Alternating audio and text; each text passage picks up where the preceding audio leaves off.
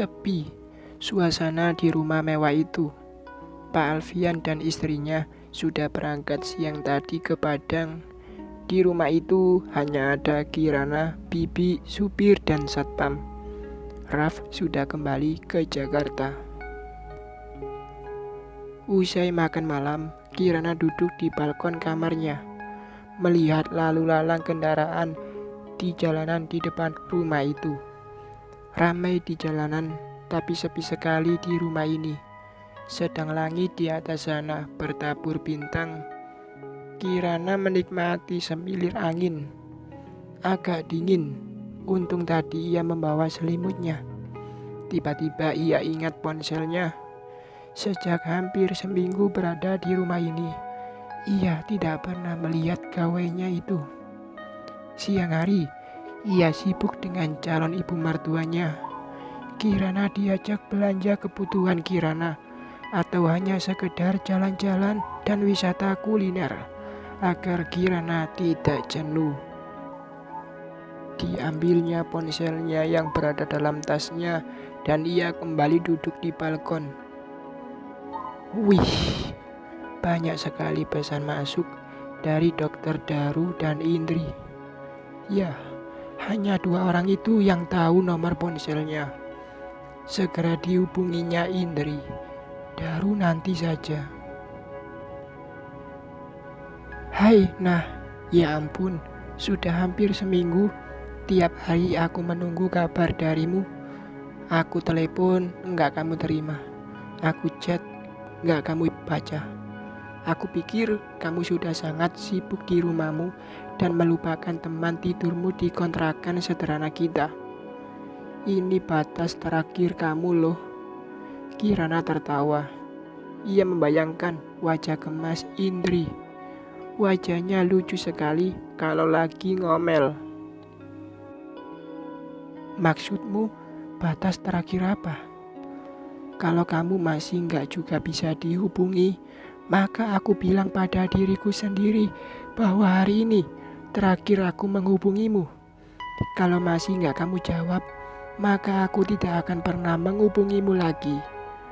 Berarti kamu sudah kembali ke kehidupanmu di istana keluargamu dan melupakan aku, teman yang sesaat singgah dalam kehidupanmu dan menemanimu saat di kontrakan sederhana kita. Tapi ternyata kamu menghubungi aku, berarti pertemanan kita bisa lanjut. Ada-ada saja kamu, Indri. Banyak masalah yang harus aku selesaikan dan ada beberapa pekerjaan yang harus aku kerjakan. Maaf banget ya, Indri. Baru sekarang aku pegang ponsel. Keduanya larut dalam obrolan akrab. Kalau kamu sudah siap untuk mulai bekerja di perusahaan Alfian Group, kamu datang saja ke Bandung. Kan Pak Alfian sendiri yang menawarkan padamu. Karena belum tahu awal ajaran, kamu bisa bekerja saja dulu. Nanti baru mendaftar kuliah. Iya nah, secepatnya aku selesaikan semua urusan di kantin. Aku ingin mewujudkan mimpiku untuk bisa hidup lebih layak di tempat yang lebih berkelas. Oke nah, sudah dulu ya. Terima kasih, kamu masih ingat temanmu ini. Selesai ngobrol dengan Indri, Kirana mengirim pesan pada Pramandaru. Assalamualaikum. Waalaikumsalam. Langsung dibalas. Untung kamu balas nah. Kalau enggak, besok aku akan mendatangi rumah keluarga Alfian untuk mencarimu. Aku khawatir tahu, takut terjadi hal buruk padamu. Mentang-mentang sudah berada di istana Sultan, lupa sama aku. Video call sekarang.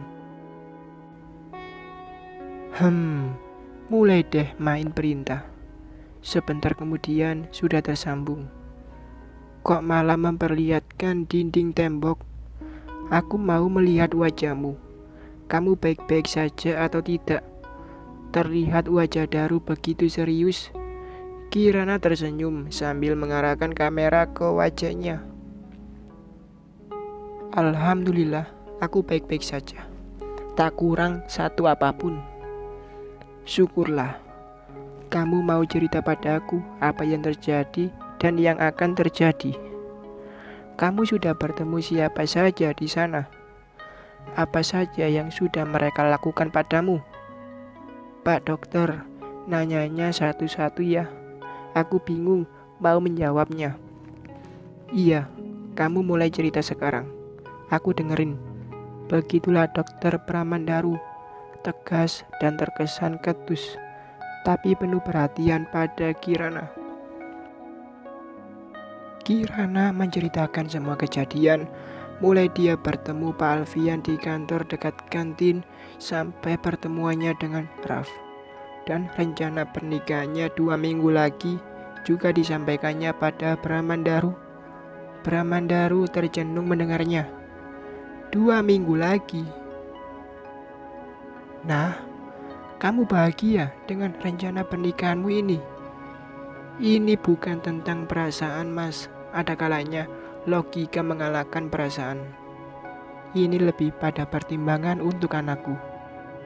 Bagaimanapun, aku ingin dia lahir nanti punya status yang resmi untuk menghindari berbagai masalah di kemudian hari. Berarti kesempatanku untuk menjadikanmu Nyonya Pramandaru sudah tertutup ya? Mata Daru menatap Kirana di layar ponselnya. Ada luka tersirat dalam tatap itu. Mas, seandainya aku tidak menikah dengan Raf, atau dengan Mas Harka, atau dengan siapapun, aku juga tak mungkin menikah denganmu. Karena kamu tak cinta aku. Daru memotong dengan wajah memelas. Cinta. Aku menikah dengan Raf juga tanpa cinta. Aku tidak mencintainya, dan dia juga tidak mencintai aku. Tapi bukan itu masalahnya. Aku tak layak untukmu, Mas. Seorang dokter Pramandaru, kebanggaan keluarganya, tumpuan harapan orang tuanya, haruslah mendapatkan wanita yang layak untuk mendampinginya.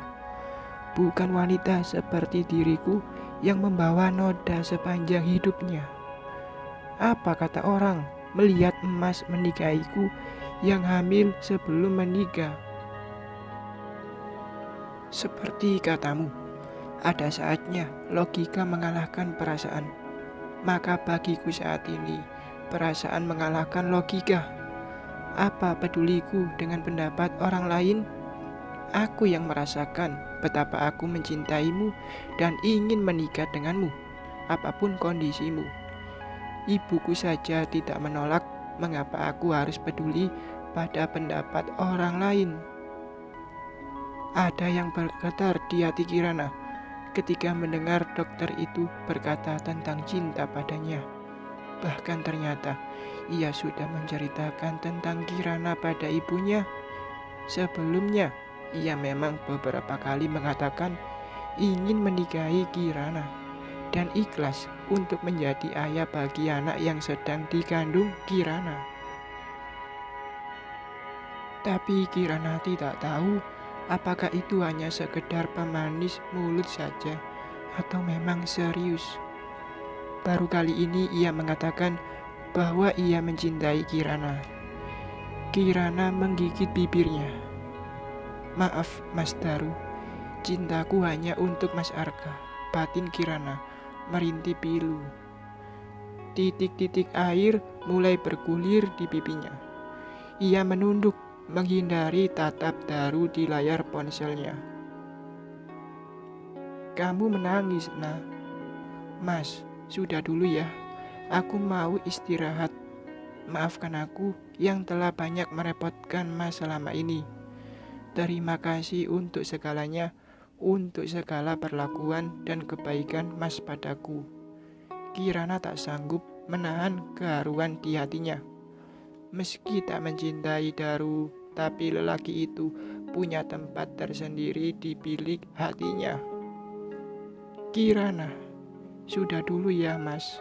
Aku masih boleh menghubungimu kan? Iya Mas, aku tutup ya. Kirana memutuskan teleponnya. Disandarkannya kepalanya ke sandaran kursi. Air matanya mengalir tak bisa tahan. Di hadapan Bu Firda, Pak Alfian, bahkan di hadapan Raf, tak setitik pun air matanya keluar. Ia mampu memperlihatkan ketegaran dirinya. Tapi barusan ucapan cinta dari Dokter Bramandaru sungguh menyentuh hatinya. Dokter itu tidak main-main dengan ucapannya. Kirana tahu itu.